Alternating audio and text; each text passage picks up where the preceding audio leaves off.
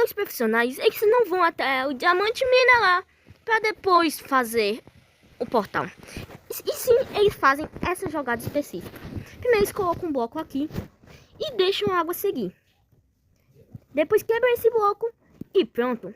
Aí eles fazem esse seguinte movimento. 1, 2 aqui e... Aí eles fazem o seguinte.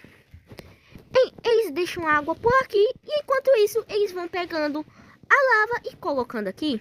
Mais ou menos assim, para fazer logo um portal.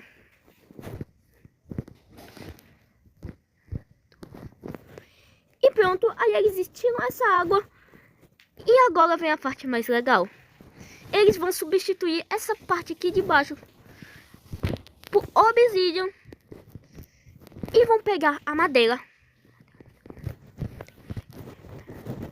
Please, se inscrevam.